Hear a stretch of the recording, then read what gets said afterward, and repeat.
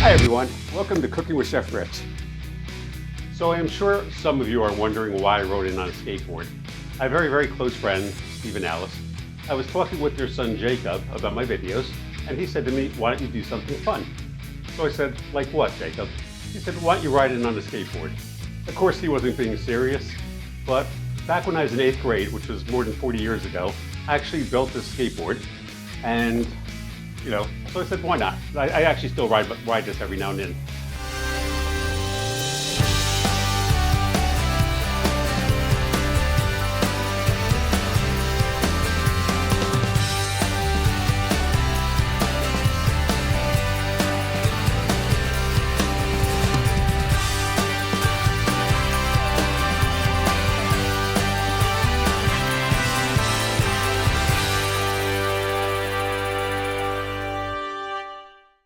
Hi everyone, welcome to Cooking with Chef Rich. Today we're going to be making a French toast souffle with a streusel topping.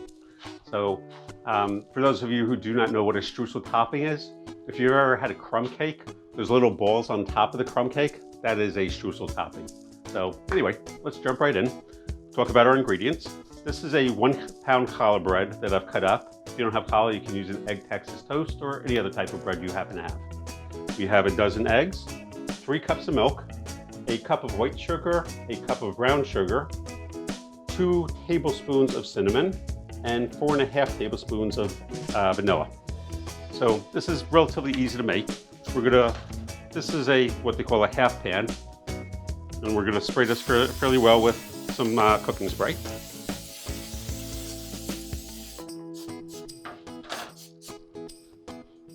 And we're gonna take all of our bread and put it in. You want to put it in as even as possible, so like it's a relatively even layer. And now in here we're gonna put our eggs, our milk, our vanilla, our cinnamon, and our sugar. Now I'm going to be using something called a stick blender to mix this all up. If you don't have a stick blender, you can put it all in a regular blender. Either way works very well. You can use a whisk, but what will happen with the whisk is a lot of cinnamon will not get really mixed in very well. So I'm going to mix this up.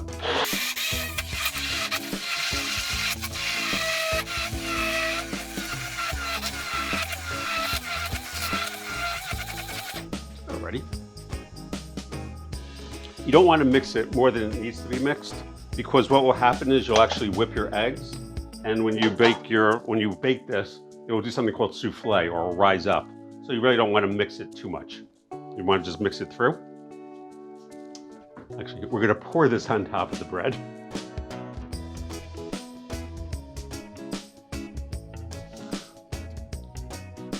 I'm just going to push this down until the bread absorbs some of the royale.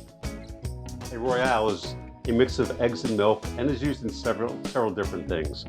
When you make quiche, you use a royale, French toast, creme brulee. It's basically a mixture of eggs and milk. Sometimes there's heavy cream, and then whatever the seasoning is. 3 eggs to a cup of milk will actually set when you bake it in the oven. So once this is, I'm going to hold it down for a couple more seconds and put it in the oven. I'm putting it in a 325-degree oven. And this will probably take a good solid hour, maybe an hour and 10 minutes to bake. All right, I'm gonna put this in the oven and I will show you what it looks like when it comes out. So our French toast souffle is in the oven, and now we're gonna make our streusel topping. This is unsalted butter. It's room temperature or softened. I'm gonna put that in a bowl. In here I have some all-purpose flour, and I will be putting all the ingredients down below. I have some brown sugar, some cinnamon, and a very light sprinkling of salt. The reason why you add salt to a dish is because salt is a flavor enhancer and brings out the flavor of other things. Now, I don't know if you notice when you bake, if you make chocolate chip cookies or brownies, you always put a pinch of salt. It brings up the flavor of all the other ingredients. So anyway, what we're gonna do is, you can use something called a pastry cutter if you have a pastry cutter. If you don't, you can just use a knife and your hands. Basically, we're just going to kind of cut this together, and you want to keep doing this until it forms nice balls. I'm just going to keep cutting this. Eventually I'm going to just use my hands because I always get tired of doing it like this, which is probably pretty close. Basically you want to break up some of the butter and just keep mixing it with the flour and sugar mix. As I said, you can use a pastry cutter if you have one. You don't want any big clumps of butter.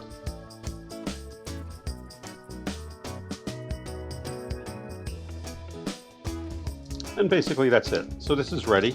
And when the French toast souffle is ready, I'll show you what to do with this. So I'll see you in a bit. So our French toast souffle was in the oven for just about an hour at 325 degrees. And when you push on it, it's firm, like it bounces back, but it's not jiggly, which is what you want. And now we're going to put our Streusel topping on. Basically, you just want to put it all over the whole thing.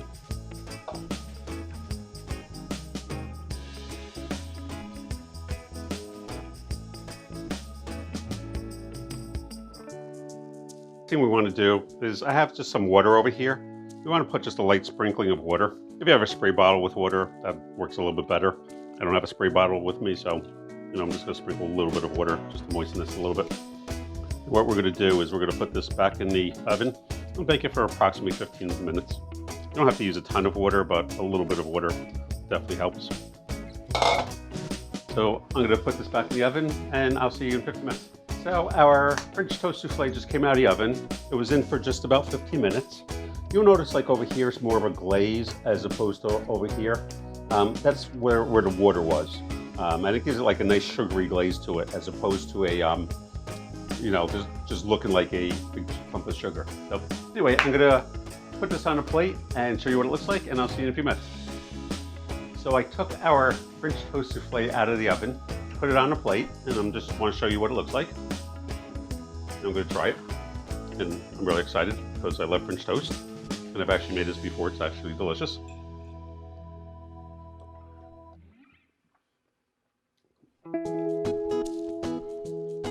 It's really, really, really good. The good part about this, you don't actually need syrup. I've seen other recipes that calls for butter on top, syrup on top. When you taste this, it doesn't need more butter. It doesn't need more syrup. It's fine just the way it is. It's actually perfect. So anyway, if you like this recipe, please like, subscribe, and share it with your friends. Please leave your comments below. Thank you so much for watching. Have a great day. Be well.